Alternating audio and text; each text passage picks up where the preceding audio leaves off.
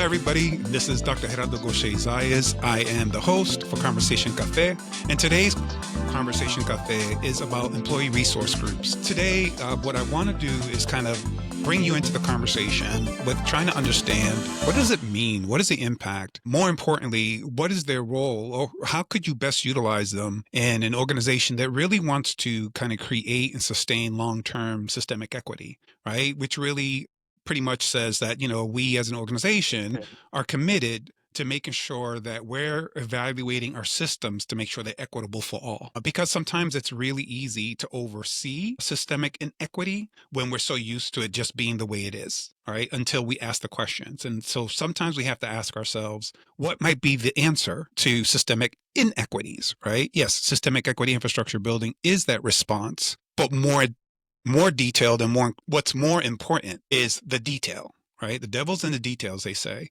So I want to talk a little bit about the details in employee resource groups. So today we are very fortunate to have Gina Burke. She is a DEI and nonprofit consultant in the Keene, New Hampshire area. In her last role, she was the DEI lead for a billion-dollar technology company headquartered in Claremont, New Hampshire, where she spearheaded the development, implementation, communication, and training of DEI strategies for over 800 employees. She provides guidance and mentorships to 5 employee resource group leaders and proudly served as the parent and caregiver ERG lead for more than 3 years. She is active in her community, serving as the board chair at the Community Kitchen on the leadership team for trauma response Monadnock. She is very active in her community, serving as the board chair at the Community Kitchen on the leadership team for the trauma responsive Monadnock. And she's also on their board and on the board of trustees at Cedar Crest, a long-term care facility with children with severe medical complexities. Gina has her master's in community engagement from Merrimack College. So before we welcome Gina, I first want to give our audience context, right? So I just said we were talking about employee resource groups. So for the sake of everyone understanding clearly what it is, I'm going to provide the following definition. So this definition is brought to us by Kaplan et al. It's a 2018 article that was written. And it states that an employee resource group is a voluntary employee-led organization within a workplace, typically formed around shared identities, interests, or goals. For example, race, gender, disability, LGBTQ+, veteran, hobbies, first generations, and it goes on and on and on and on. So employee resource groups, or ERGs, aims to foster diversity, equity, inclusion by providing members with support, professional development opportunities, and a collective voice to influence organizational policies and practice through the lens of systemic equity. So they are integral parts to advancing it. That really kind of depends on leaning into addressing workplace disparities, advocating for underrepresented groups, and really influencing organizational change that allows everyone to understand or agree what systemic equity is. But if you sit back and listen long enough, or even pay attention long enough, what you will quickly realize is this is beneficial to all, whether individuals agree with it or not. So that being said, I want to introduce my guest, Gina Burke. Hey, Gina, good day. How are you? Good day. I am well, and I'm so happy to be here. And I love employee resource groups. So I'm so happy to be able to talk about this topic in particular with you. Awesome. I look forward to kind of really just unpacking this because I think that we don't take the time. I think some organizations, we've had several conversations, right, over time. And what we've discovered with several organizations, sometimes they say, oh, employee resource groups, that sounds great, right? But I think that part of the importance is understanding employee resource groups at their core should look and feel the same, but how they actually operate at each company is very different, even if you have different ERGs within one company, right? You have to have core practices, and then you have to kind of understand how does it all connect to the organization's mission, vision, and values, because that's what we're talking about here. How are we creating more inclusive workspaces for all? And here we are saying employee resource groups are that response. So Gina, why don't you tell the audience a little bit more about your background? I gave the bio, but why don't you tell the audience a little bit more about why ERGs are so important to you? And then we'll just jump into questions as soon as you finish with that. Yeah. Well, I mean, just to comment on what you just said, my company launched employee resource groups without having a plan or an overall strategy as to how they were going to be tied into the larger corporate goals and structure in our DEI initiatives. So we basically stood these groups up, didn't give them any resources, didn't give them a plan on how they were supposed to execute, and then expected them to be successful. And through that, I think I learned a lot of what not to do when it comes to setting ERGs, which Yes. is helpful information. But also, when I started off, I was just the lead. So I raised my hand. The company launched employee resource groups, and I raised my hand to say, yeah, I want to lead one. I don't know what. So our DEI lead at the time, we had a conversation like, well, what are your interests? What are you passionate about? Like, what do you think you could, would be helpful here? Parent and caregivers seemed like something that resonated with me. I felt like when I had started with the company, I was one of the only parents, and I didn't feel that supported by my organization. And I felt like, all right, if we can get a bunch of parents together or people that are caring for their parents, a lot of us find ourselves somewhere in the middle. We're caring up and we're caring down. Mm-hmm. How can a workplace better support people in those positions? So what kind of policies can we put into place to support working parents? Because there's a lot of added stress and pressure to a parent or to a caregiver, and they need a little bit more flexibility. And I don't think they should be punished for that. And I think collectively, we have a voice that is powerful to go back to the corporation to say, hey, HR, hey, leadership, there's a whole bunch of us in this group, and this is what we think you could offer us that we really need that we're not seeing as a benefit right now. Unfortunately, my company structure wasn't that. So we sort of got together, and what we ended up being was more of a community group. Like, I feel like we were the place to be in community and for me to get to know employees in ways that, one, I never would have crossed their path. We were a remote company, 800 people remotely, never would have worked with you on a daily basis, but it was so nice to get to know you on a personal level and to talk about things that we were experiencing as parents or as caregivers. We got into great conversation, but we weren't doing those next steps, which is those policy changes or the professional development or all the other great things that employee resource groups can offer. So it was, again, I definitely think it was still a worthwhile experience, fruitful, but the company could have had so much more structure in place to make us successful. So just want to. Yeah. I mean, that's a very interesting point because I think too, I'm glad you brought that up because this is very true that with some organizations, at least in the space of systemic equity infrastructure building, I think what we're used to, when I say we, I'm saying we, the collective leaders, right? We who are leaders or in leadership roles, either by influence or by title. What ends up happening to us is, we think it's really important to hear voices, right? Leaders should want to hear voices. And I think that sometimes we make the leap of faith and assumptions sometimes that, of course people can express themselves. But I think as what I would kind of ask leaders out there listening is pause for a second. And I think that the employee resource groups, to your point, if you don't have a purpose, then it could easily become a lunch club as opposed to a getting together with purpose, right? And the whole piece is about that. So what I wanted to do is really just jump into that first question, right? You kind of started talking about it, but I want to go a little bit more deeper with it, if that's okay. Yeah. So Gina, how would you describe, I mean, you started talking about it, like, here are some of the mistakes we made. So how would you describe the goals and roles of a successful ERG, in your opinion, based on your experience, based on your lessons learned? Yeah. So yeah, what do you think is the primary goals and roles for ERGs? And let's start there. And then I have other follow-up questions. Yeah. I mean, for me, the primary goal and role of ERGs really is a space to build community and belonging. So by nature, I think we were already doing that. So the parent group came together and we would show up every month and we were becoming a community within ourselves, within this larger organization. And we were finding belonging. For the first time as a working parent, I felt like I could bring my whole self to work. I could be the mom work and it didn't feel like I was going to be punished for that. And with that comes challenges and comes things that it was interesting to unpack and discuss with fellow parents. And a lot of our discussions even were around, the differences between working dads and working moms and the perceptions and how we are really treated very differently in the spaces. Yes. So we had a lot to talk about there. And again, fruitful conversation. I always left feeling really enriched. We weren't then taking it to the larger organization to say, what can we as an organization do to support these working parents? So, building community and belonging is one primary goal. Advocating for equity and inclusion. So again, I think there was a lot of policies and things that we would have liked to have seen, or ways in which we felt like the company could support people in this position, Uh-huh. but we weren't finding the place to do that.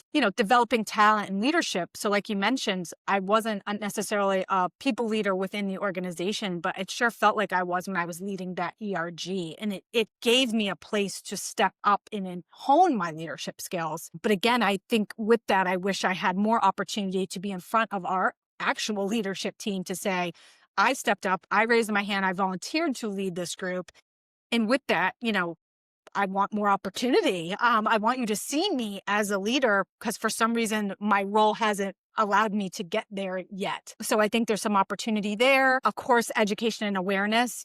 How can we raise awareness about issues based on the group, the identity group? So I keep using the parent and caregiver group as an example. Working Parents Day would be a day that we could go celebrate. But for a Black ERG or Asian Pacific or whatever the group is, raising education and awareness around causes that are important to them, or days of recognition or culture things, is really important for those kind of groups. Of course, networking and collaboration. We would get into business conversations just naturally. Of course, we're talking personal, and that was lovely, but it was kind of, a way to network and collaborate. And of course, these are tools for recruitment and retention. I think it's really important for a company to speak loudly about their employee resource groups. I am attracted to companies that have them. That tells me that they're thinking about DEI, they're thinking about underrepresented groups. That says a lot to me about a company. And if they're not there yet, or never heard of them, or don't know what it is, it tells me where they're at really in their DEI journey, which is they haven't started. So I think that they really do speak volumes about where a company is and what it could bring. But again, with that needs to be deliberate structure in place. So we're all working together, and they're not just this thing over there. That leadership is kind of like, our perception within my organization was like, that's where people go to bitch at lunch. Oh, yeah. And it was like, Yeah. So that means they probably never participated in a formal they never participated. employee resource So groups. And I they think were that's these what people do, right? That's a human nature. Like, hey, let's get together and talk smack, right? I mean, and again, I'm not saying it's great. I'm not saying it's bad. I'm not saying it's good, because we all do it as as people, right? But you're right. I think the perception is really important, right? And to the point that you're making, as far as, you know, the employee resource groups being a space of a voice for the voiceless. Mhm. And then some people think, oh, well, what does that mean? And I'm thinking, well, we talk about allyship, and that's a different topic, but I just want to talk about it just for a couple seconds, right? So the allyship, the whole being an ally, I think there's another misunderstanding, right? That if you have an employee resource group, let's say it's one on single parents, right? Single parents working, right? Single working parents. I think people have the misperception that when we think about employee resource groups, that it's strictly on the surface, meaning that it has to be related to, like your skin or your culture or your gender or your ability. And what I'm asking the audience out there is try to sit back and understand that it's beyond those four. Right. It could be as simple as, like I was saying, single parents. It could be as Yes. simple as women in the workplace. It could be Blacks in leadership positions. It could be Asian and, and the Asian and the Pacific Islander Appreciation Group that celebrates, honors, sees, respects, and hears people beyond what people can see. That's the point, right? Yes. And I think that the ERGs, some people think like, I have to be part of that population on the theme of that ERG. And I'm here to kind of just demystify that, I call it urban legend. That is not true. Employee resource groups are an inclusive space to celebrate and honor those that are marginalized and their contributions. There's nothing wrong with that. I know some people feel a little bit funky about it because they figure, oh, we could be celebrating everybody. So what we can say to that is organizations do celebrate everyone, but sometimes when you look at the highlights of celebrating aren't as often as inclusive as the representation of the employees or the people they serve. Yes. So I think that's important. So with that being said, how do you think ERGs, how should they collaborate with leadership and HR to ensure that like the broader equity, right, the systemic equity and goals and strategies are actually alive, well, and sustainable. So how do you think ERGs collaborate with leaderships in HR to make sure that these ERGs are sustainable? Yeah, I mean, I think, collaborating with leadership in HR really would start with working together on shared goals that align with the ERG's mission and then the organization's overall DEI strategy. And that's just the simplest place to start. But I mean, if a good DEI program, right, would have some metrics. They would know where they're at on a diversity, in their diversity metrics, on employee engagements. Like HR would have that data, and how can they work together with the ERG to promote more women or promote more parents or Black employees? Or again, they really should be working hand in hand so that data sharing, obviously ERGs should be approaching leadership in HR with member concerns or policy changes or things that they think that would help, because it's like we are a collective group. And I do feel, I will say, when I would bring stuff to leadership, even though we didn't have a formal structure in place, but I could say the whole Black ERG said this, especially when I was leading the leaders of the ERGs, it hits different to leadership than one employee raising their hand and saying, I want to see us do this, or we need to hire more, Black leaders. The group is saying it, the collective group, a little bit more ears get perked. So there's some power there where you're saying this whole group of population within our organization is saying this or needing this or brought this to our attention. It just hits a little different. So, joint goal setting, regular communication, like having leadership either be part of, join, be the executive sponsor of these employee resource groups. They should be reporting on this in corporate settings. Again, it was like this separate for us. It was a separate thing that happened over there. And the ERG lead could talk about it, but HR didn't know much. Leadership didn't know a thing. What is that about? These are, groups of people coming together within your organization. You really have to have a sense of what they're about and what they're trying to do.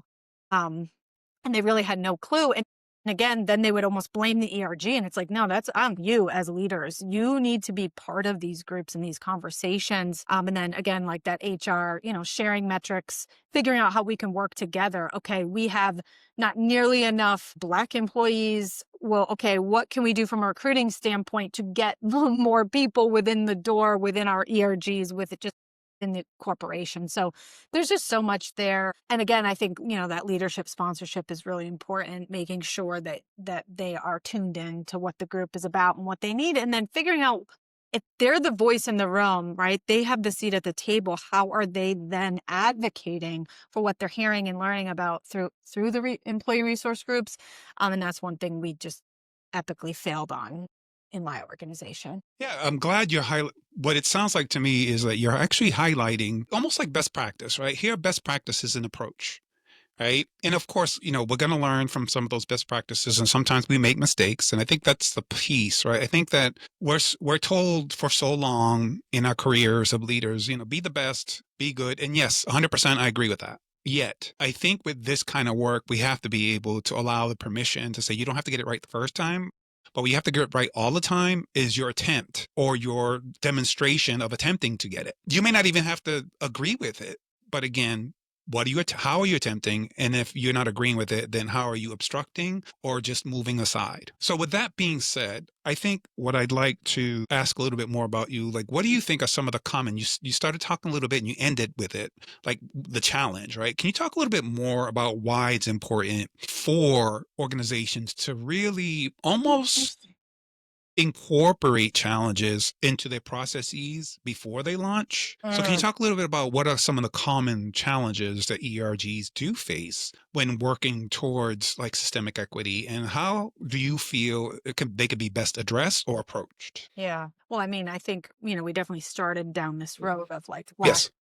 organizational support. So we didn't have, when we first launched, the leadership support, we didn't have the executive sponsors. Well, we did actually. They did launch with executive sponsors, but they had no job description. Commitment. So they didn't know how to support us. Yep. We thought it was going to be a funding, like if they were the executive sponsor, maybe they could help with the funding through their budgets, but that didn't happen. So we started with no funding. Executive sponsor that didn't have a clue what their role was. So, okay, cool. I've got this. I approached a leader to say, hey, would you be willing to be my executive sponsor for the parent ERG? Sure, I'd love to. Okay, cool. None of us know what that means. So we don't, Right. Right. the company hasn't defined it. They don't know what their role is. And I sure don't know how I need them because we just launched this group. So that was just not, it was very unorganized. So lack of resources, lack of funding. So getting those structures in place. We really had no clear charter or goals. So again, setting that off the rip, right? We're working together right now with a client where we're saying you need to do 2 projects a year. Like even that simple layout of just 2 projects, and it doesn't matter what they are, right? It could be a luncheon, Right. it's a book club, it doesn't matter, but you have, your group has to do 2 things this year. Like we didn't even have that. It was just like, we stood them up and then it was just like, what do we do now? So that wasn't great. Making sure there is some funding and some staff support and like the structure. When does this happen? Is it paid time? Who can participate? Can all levels participate in these groups? Have that all defined for limited scope and impact. So they focus, often they focus on social events and networking, but they're not focusing on system things like recruitment or retention or promotion. So making sure that they're better aligned with HR and leadership to be able to provide those higher level resources.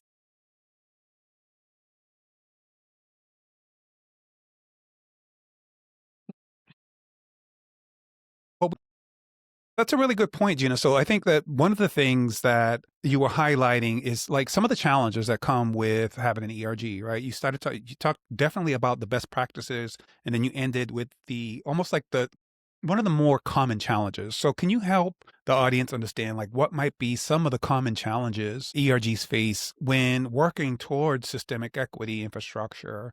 And in your opinion, based on your expertise and based on what you've seen, like what might be some like tips or yeah, some tips. I call them carrots, tips. What do you think might be some tips or carrots that leaders in HR or even organizations should or could take away when facing challenges towards creating systemic equity using employee resource groups as a source? Yeah, I mean, I think one of the common challenges is that lack of organizational support right from the jump. So ERGs may lack sufficient resources for funding or executive sponsorship to effectively implement their initiatives. They may even face resistance from other leadership or other departments. And like I said, we sort of didn't have the leadership buy-in, and then all of a sudden the perception was because maybe one comment happened or one thing got brought up to leadership that employees in these groups are together and they're just, burning torches and raising this, like trying to Yes. like fight the company, or it's where people go to bitch about, their boss. And it's like, that's not what this is at all, Correct. actually. So, again, having that clear charter and goals, that executive sponsorship buy-in, the resource allocation, like making sure that the structure is in place to support ERGs. I also feel like there's usually like some limited scope and impact. So maybe they focus solely on a social event or networking, but they're not doing the systemic things like recruitment and retention and promotion. There's no SMART goals. We're not Correct. creating strategic partnerships. So again, just like that they're very limited in what they're actually accomplishing. And often, you hear this a lot with DEI leads, but also with ERG leadership. And I think we have to really keep this in mind is that burnout. Yes. They're not sustainable. They're getting super burnt out because they're volunteers. They're having to come up with the agenda and do all the things and keep the group going. And they're not getting any corporate support. I was in the role for 3 years before they even considered a new leader.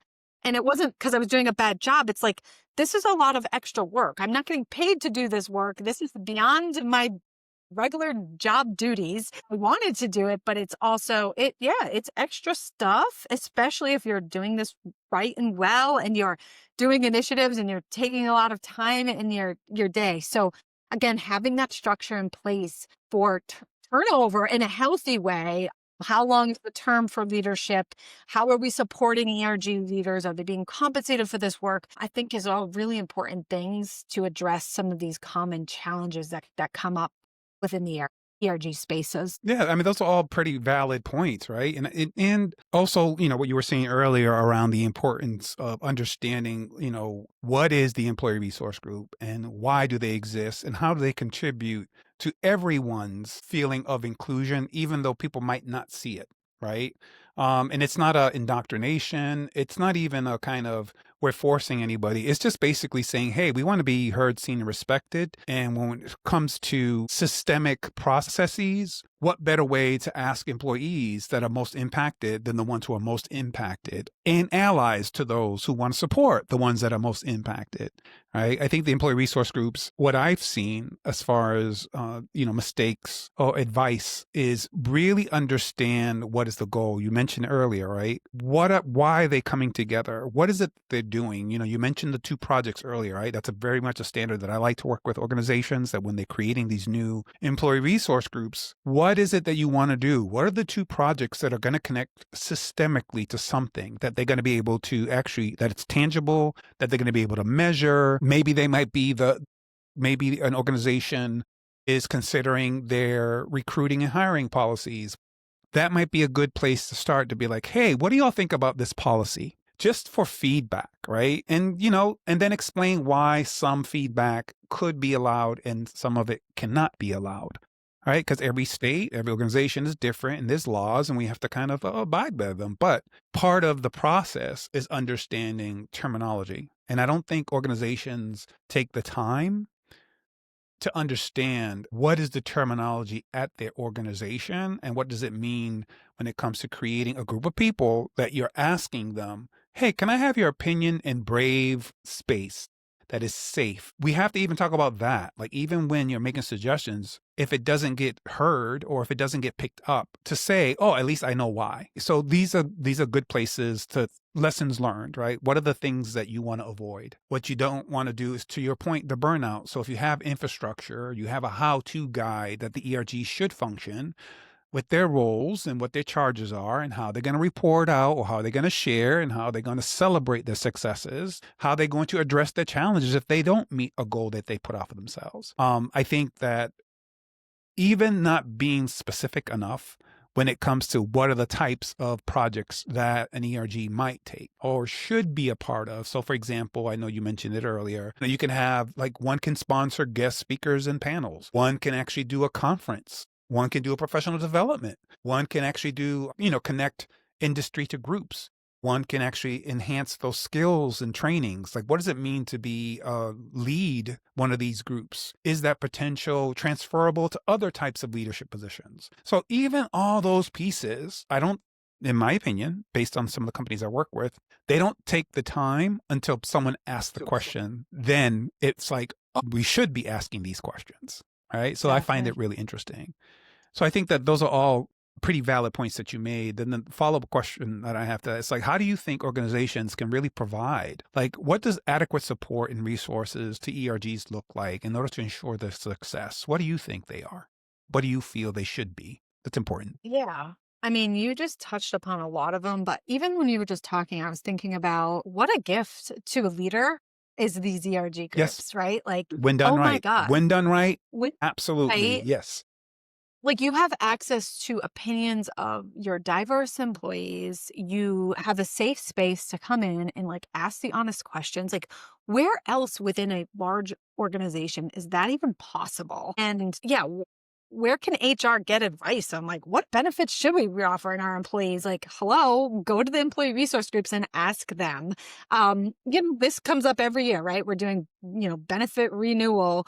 And they're looking at what are our options and what do we need and what do the people want, right? This is like community engagement 101, but within our own organization. I think for me, when you're saying that, what comes to my mind is the whole piece around the importance of understanding the employee resource group's charge. Right? I think that when organizations are approaching collective bargaining, because that's a big thing too, right? Especially for those organizations who have unions. Collective bargaining is very important. You have to renew every so many years. Like, imagine that you're looking at these policies that kind of promote equity, right, for all. Imagine having the ERG to go to the ERG and say, hey, we noticed based on this data, here are trends. Have you noticed it? How's this making you feel? This is our response to it. What do you all think of this? So you get the buy-in of employees, and guess what? more than likely, those same employees and employee resource groups could be the same employees who are part of a collective bargaining body,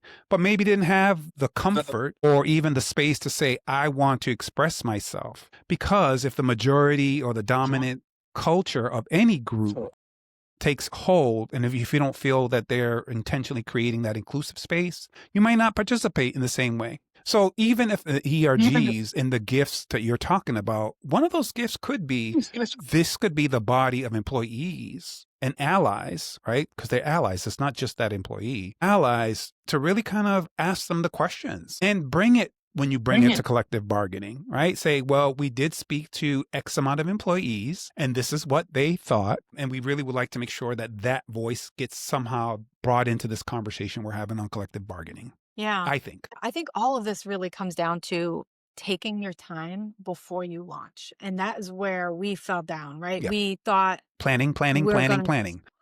We set them up and off they go. And that's not successful. That wasn't setting up the leaders for success. It wasn't setting up the organization for success. And it just didn't work. It wasn't beneficial to anyone. And we felt like we were floundering for all the years in which they were opposed to taking the time, building the infrastructure, having the plan, having it tied to overall company goals and the mechanisms for leadership to be involved, for HR to be involved. How are they going to leverage the groups in larger things that are happening within the organization? How are we communicating this out to the rest of the company? How are we recruiting new members? Just in general, how are we going to support the structure we're putting up is step one.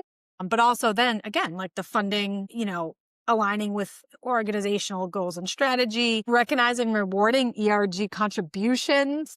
What does that look like? How are we creating this open communication, this safe space where the psychological safety, right, to where these groups feel like they can bring things to leadership and we can have these open and honest conversations.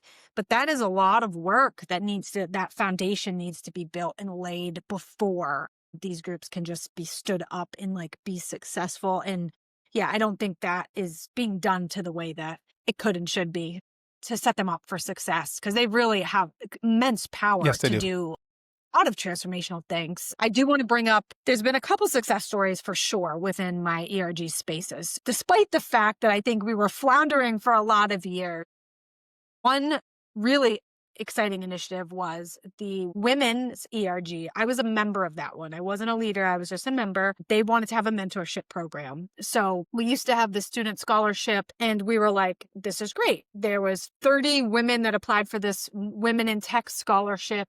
5 won. That means 25 women were interested in learning more about our company in some kind of capacity. They didn't win the scholarship. They're still already in the IT space. These would be great recruits. They're in college. They're about to graduate. This is awesome. So we reached out to the losers, essentially, that list, people that did not win the scholarship, and said, we're standing up this Women in Tech mentorship program. It was 5 women within the ERG, and then we were willing to take on 5 women. It was going to be a 1-to-1. We were going to meet virtually in a group and then break off into our little one-on-one sessions with our mentee, mentor. And so that went on. We did it as a trial. Let's see how this works. I think it went on for 6 months. We had a few of us came together to be the planners. So, what are the topics we're going to cover? What would help set up women that are looking to break into the industry? What are these key topics that are universal, regardless of if you're in cybersecurity or networking or whatever, but they still are relevant that we can bring to the table, talk about women in leadership, just all the, building your confidence, whatever. And then kind of see what happens. And we ended up hiring 3 women from that program onto the company at the end of the program. Nice. So overall, there is some great work that can be done with a little bit of thoughtful planning. But again, that brought more women on the tech side to the organization, which we desperately needed. It was just a win-win-win in so many ways. But again, there is really great work that can be done in these spaces. Yeah, I think that's definitely, without a doubt, an approach, right? That can work. I think the other piece that you mentioned that's also important, when organizations are planning to create this employee resource group phenomenon, which could work, right?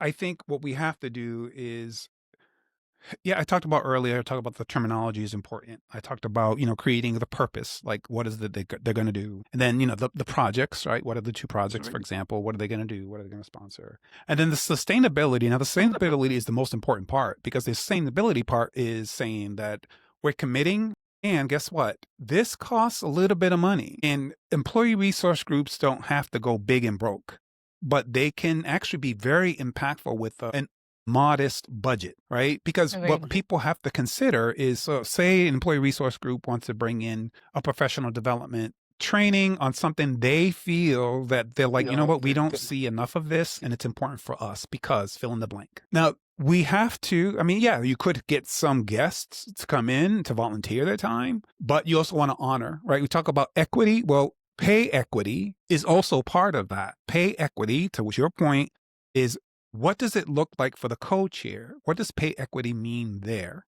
What does it look like for the sponsor? What does that mean there? What does it mean for how much it's going to cost? You don't know that until you give the framework of here are your charges and here's a limit of how much we can spend per whatever project you decide. I think that those pieces are so important when it comes to resources to really not just support ERGs, but to kind of help them succeed and thrive over time.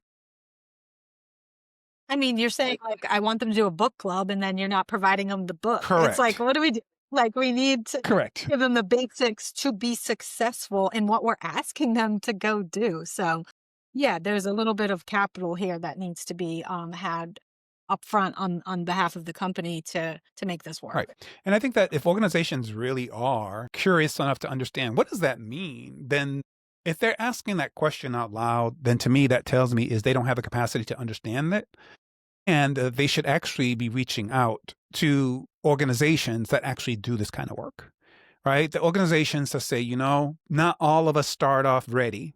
We have to get ready, all Right. organizations. So we have to get ready by understanding where we are and creating that baseline when it comes to employees, how they feel the culture of the organization is, how safe it is, if at all. I don't know.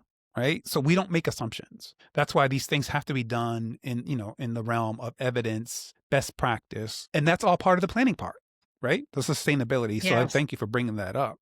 I think I have another follow-up question for you, which is what do you envision as far as the future of ERGs or employee resource groups in creating equitable workplaces? I know we shared a number of examples, but can you Yeah. think of anything else that you want to add to those examples or to kind of highlight one of the examples that we already gave? Because again, we're trying to give information beyond surface here. And I think that that's the Yeah. piece, right? Yes, they're good. Yes, they're great. Then what? So what do you have to Yeah. add to that, if anything? Like, what do you how do you see ERGs just being a major force in creating equitable workplaces for all? Yeah, I mean, I see them and they're incredible spaces, and companies really should think about and invest in building them.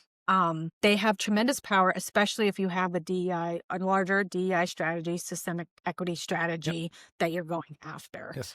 And they are incredibly valuable places to get to the employees that you want to talk to get the information from. Like, these groups can really help an organization come up with their own charter and direction for where they're headed. I think, again, they need to stay, for one. Yes. So I think DEI in general, right, is at risk, especially with the new current political climate. And I think companies have been floundering in their ERG space for a while, and they're willing to kind of let them go. And when I came on as the DEI lead, it was like one of the first conversations HR had with me. Like, are these groups even worth it? Do we need these? Like, should we just pack it up? And we tried. And it's like, no, Right. absolutely we need these. Right. And these are super important spaces, and you all need to help us continue to build them. But there was, again, there's no tie-in to the overall corporate strategy. So they were like this side thing over there that seemed like a nuisance, and that's not what these spaces are. they really are, for me, it was a place where I felt like I belonged. And that we all want love, safety, and belonging. And employee resource groups can do that for you at work. And what a gift for a manager, right? So even if we're not talking leadership, we're talking manager. You have a big team, maybe you have a medium-sized team. You want to participate in these. Even if you are just a casual listener in the background, you're going to hear so much information about what work life is like, what that experience is like, how it's showing up for various people, different demographics, different people within your organization. And to me, that's invaluable knowledge. Because again, as a corporation, how do you get that normally? You're doing like a once a year survey? If you're lucky, a lot of companies don't even do that. They don't even want to know what their employees are feeling or thinking. So they're afraid to ask. So what a place to get anecdotal conversation and data from the people you work for and with. I just think they're incredibly valuable. We have to keep investing in them, but we have to have the structure in place to set them up for success. But this could be the future leaders within your organization, started off in ERG spaces. And they should be rewarded really for their efforts, because it's a lot of extra work and super beneficial to the company when done well. Yeah, agree, 100%. What's interesting to me is when it comes to employee resource groups, that the actionable items mean everything, right? What are the strategies, right? You mentioned earlier that, when employee resource groups with the right infrastructure and the right guidelines and policies to kind of say every group is different, but we're all working off of this structure.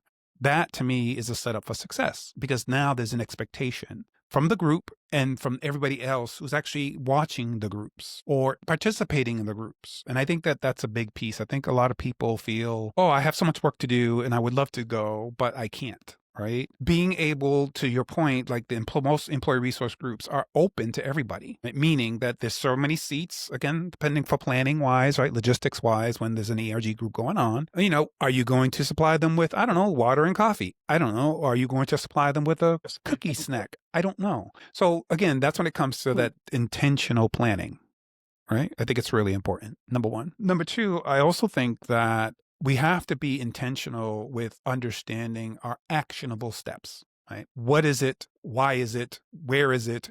Who is it? When is it? Impact. Why does this matter? Yeah.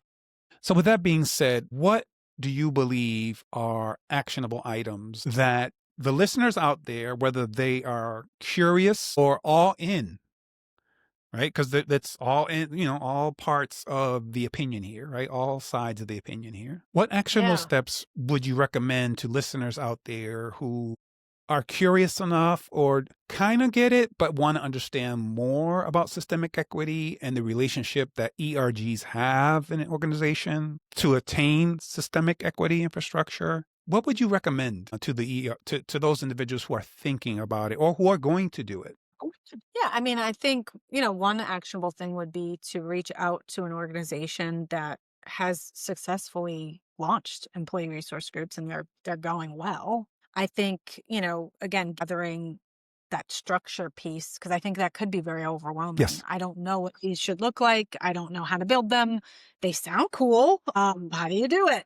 So, again, there's resources online. There's the ERG movement. You have resources like there are things already built, structures in place that people could leverage to set them up for success within their own organizations. But again, I think also just talking to companies that have done this well and figuring out again, I've learned a whole hell of a lot by what not to do, that it's like, just do the opposite of this and you'll be fine. But I think that's definitely one way to set these up. I feel like I lost my train of thought. I don't know where we were going there, but okay. Well, Gina, thank you so much for responding. Today, that concludes our episode today. I want to say thank you so much for being a guest on Conversation Café.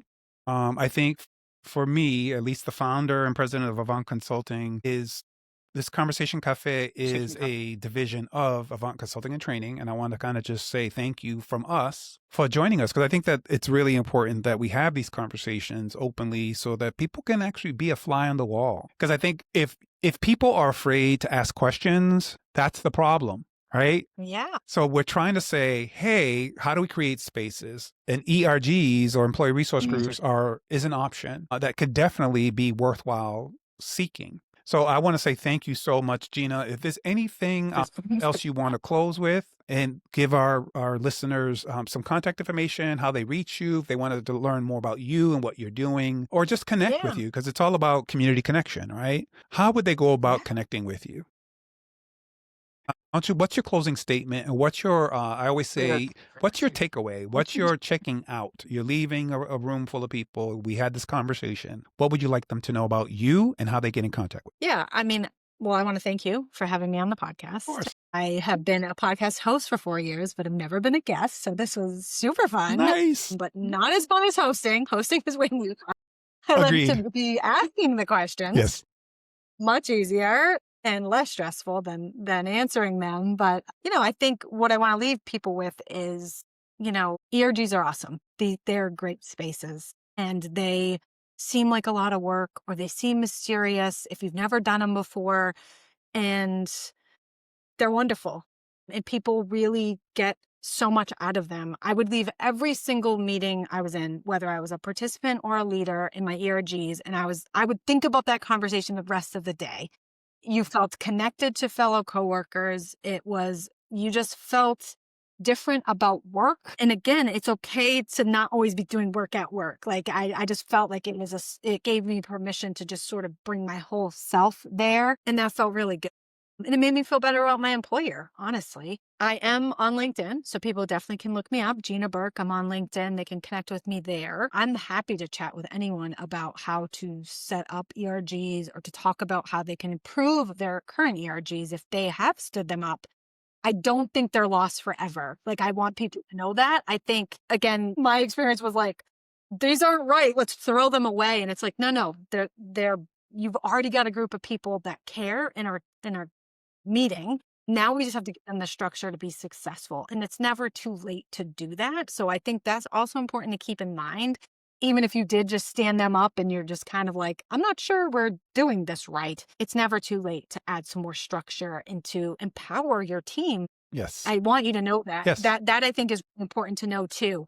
As a leader, I was kind of like, what are these? What am I supposed to be doing? Like, I wanted that direction. I wanted the support from my corporation. I wanted the support from the DEI lead. They didn't know enough either, but it would have been more helpful if we just all got together and thought about, well, how could this benefit the company, right? And even if that was the framework in which we launched, based on what you're all trying to work on, how can we support you?